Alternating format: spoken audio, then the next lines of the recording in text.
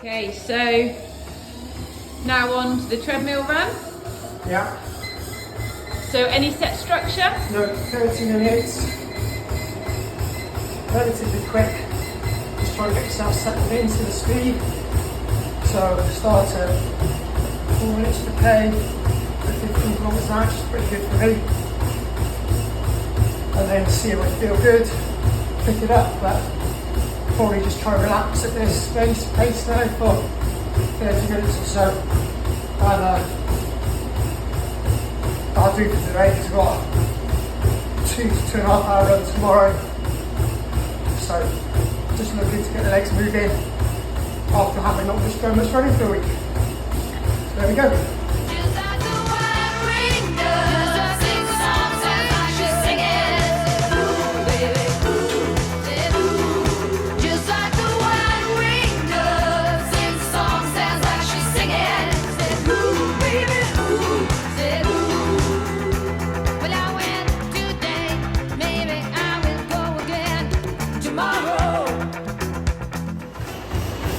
I think Tom has about 10 minutes left now. Yeah, just over 2K. It's gone pretty well. Gonna run it up to 10K, 15 kilometers an hour, so just a little bit slower. I'll be happy with probably 355s, 350s, 355 pace for the Gran Canaria. And for this stage in the journey. And after a couple of years of running pretty badly, been injured, so been comfortable at this pace. Off the bike, heart rate's like bottom of zone 3, I'd say, so a bit below what I'd expect the 7.3. So yeah, it's probably back to where I was once. Maybe I'll spend a bit more than 8 minutes at the end of my set.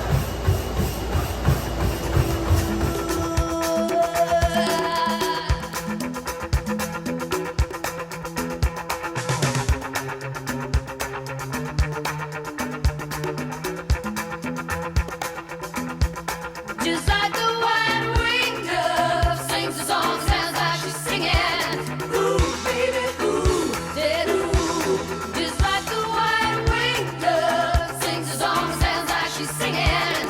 Ooh, baby, ooh, did ooh. But then suddenly there was no one left standing in the hall. Okay, so it looks like run done, run finished. Yep. So did it go to plan? Yeah. So 10K, 15 kilometers an hour, so as I said, a little bit slower than what I'm hoping for race day, but these two races are going to be interesting because Gran Canaria is 4 weeks out from Ironman Lanza, and Volcano Try was never in the plan. We're going to probably be in Lanza now when it's on, so we may use it for training, but with both races I might have to be disciplined about how hard I decide to go, because it's a couple of years since I've been able to race hard because of injuries, and I don't want to end up injured before I'm in Lanzarote. So I'm probably going to have to be really sensible in both races. I'm not too bothered. Don't generally race for outcome anyway. So I hope to be able to be in a race with some people at all 3 races really. Ironman Lanza would be great to be in a race with Fernando. We race so closely. I've never raced him over full distance. I think he's a bit stronger than me, to be honest with you, which would be great because it will help me. But I'd like to be able to be close enough to him to be in a race, which would be cool. A memorable day then. Other 2 races need to be sensible. Yeah, it's coming back. I mean, signs of injuries are pretty minimal. I am still being pretty careful about what I'm doing because there's still quite a lot of risk. Could I have run faster today? I probably could, but the problem is that would come with an awful lot more risk, and for me at my age it's all about consistency, and when I've been at my best, that's what it's been about long-term consistency. And am I back to my training form from Dubai 2020 when I was probably at my very best, pre-pandemic? Yeah, but am I in my racing form from then? I don't know. And nearly 48 now. It's only 44 back then, 43, 44. So, you know, lots of things have changed. But yeah, it's a lot better.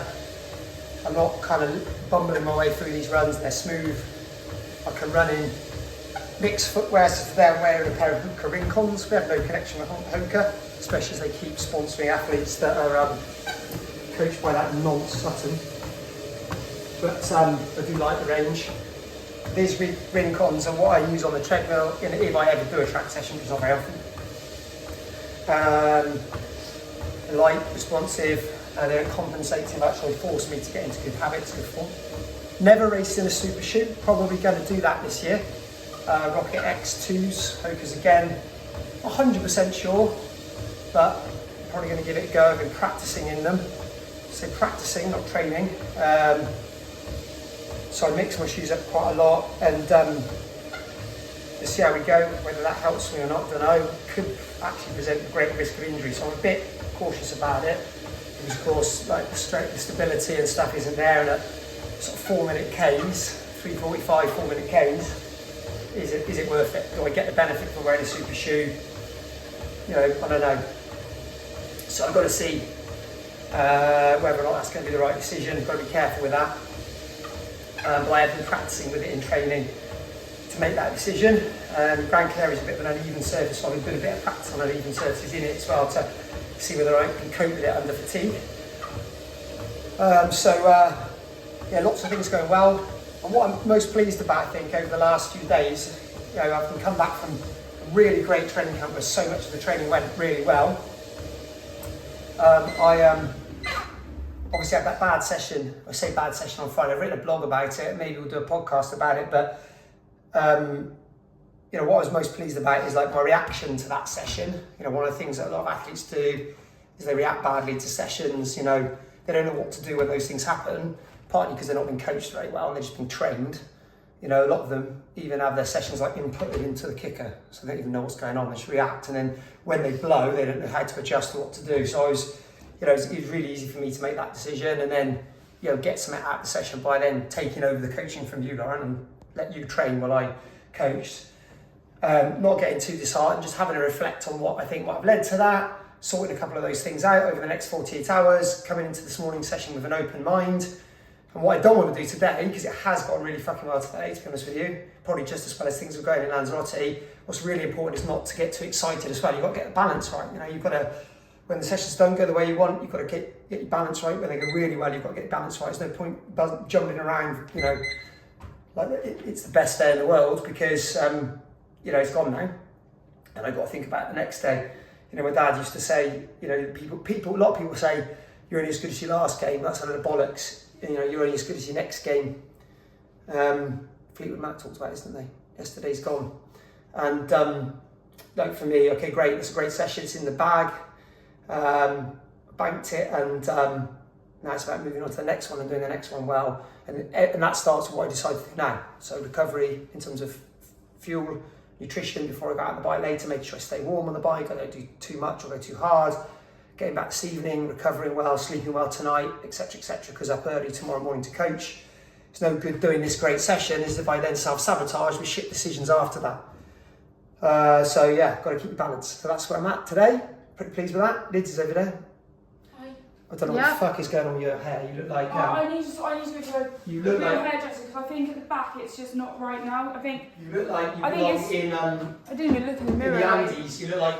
You look a guinea pig. Oh gosh, it's gone, yeah. No wonder people were looking at me like I'd escaped. Like there were some police officers that came after me and said we need to take you back. So how did your run go though, Liz? Shorts, that's really brave. Actually, I was too warm. I was actually too warm outside. You see, I'm still... Look, my shins, my knees are sweating and my shins are sweating. I'm that warm. So the run was warm. Other than that, did it go well? Yeah, it's alright. That's the first, like... I did about 9k. I just went out and was like, right, I'm just going to see if I can get the legs going above Ironman intensity. So yeah, like I ran a bit faster than Tom. Liz is nervous, I think. She's nervous. She's not nervous about the Ironman because she knows she's going to hunt me there. I'm not. It only counts on Ironman day, doesn't it?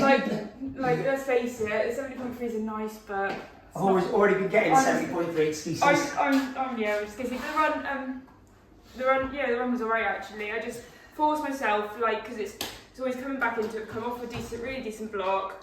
Just getting used to where that like heart rate is again on those sorts of runs, and just embracing it's just gonna fucking hurt, and you just need to get on with it.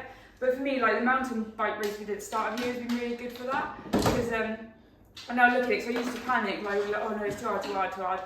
But now, because like I held such a high average heart rate at that mountain bike race, I'm like, well, if I can do that for 2.5 hours, then I can do that for 70 minutes on a run. So Tessa to thank for that one, so thank you, Tessa, for smashing the pace. Yeah, that was helpful. So yeah, no, it was alright. It was a bit windy, so I had to like make sure I was bearing that mind when I was looking at like assessing all the factors, and like a little bit of that false flat on the way back up on the route that I did. So it's all thinking about those sorts of things, and then not thinking, oh gosh, I'm way off pace. It's, well, suddenly I'm running 20 seconds a k quicker on the way back because I've got a tailwind behind me, where I was just been going into that for the best part of a few k. So yeah, and it's been alright actually. So just getting used to that leg speed. Nice. And so next is out on the bit of refuel, and then out for an easy spin on the gravel bikes. Well, as long as it takes us to get changed into some warm clothes, because on the bike it'll be a bit chillier, and we're going up on the top of the hill. So, and then gravel bikes are ready to go. So we'll just have some food, get changed into some warm clothes, and probably 3 hours ish, just keeping it ticking over relatively easy, and then that'll be the day done. And then you'll have to wash the bikes. That's your job. Oh, it's my favourite job. And then I need to get a haircut, a proper one. I don't know. I just need to style it, I think. But anyway, so that's what the rest of the day is.